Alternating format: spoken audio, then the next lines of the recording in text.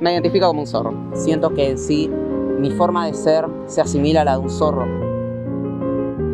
Lo que hago a veces es cavar, me gusta bastante cavar. Me gusta bastante fingir como que cazo. Me encanta correr. Correr libremente es hermoso. A mí me parece majestuoso. Abuela, soy un gocho asturcelta.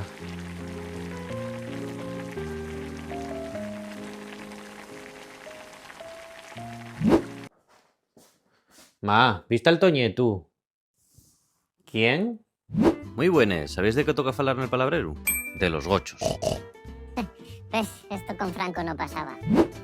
En fin, ¿qué sabrá el gocho cuando hay fiesta? Gochu o cochu viendo una fórmula onomatopéyica para llamar al bicho. Coch, coch.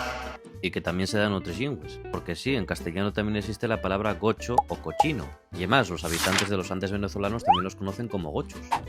Eso sí, si en asturianes queréis referiros a un gocho piquiñín, tenéis les formes cochín, lechón o gurriapo en el leto central, coín en el leto oriental, gorito en el leto occidental y específicamente en Sanabria, en tierra de Miranda, cochino. Lo que sí que no existe en asturiano y es cochinillo. Y si el gocho sigue siendo piquiñín, pero pasó de tomar leche a comer esllava, llámaselo yabascu. Pero otra parte, cuando los gochos machos crecen, conviértense en berrones, con V, porque viene del latín berres, semental, no porque peguen berros, como mucha gente piensa, aunque el grupo de música Los Berrones juegan con ese doble sentido. Vaya guchu que yes, vaya puercu que tas, cagonzos, ya bate.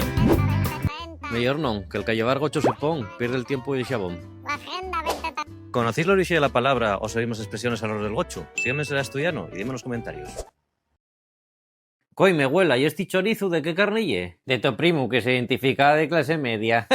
Vaya ridículo.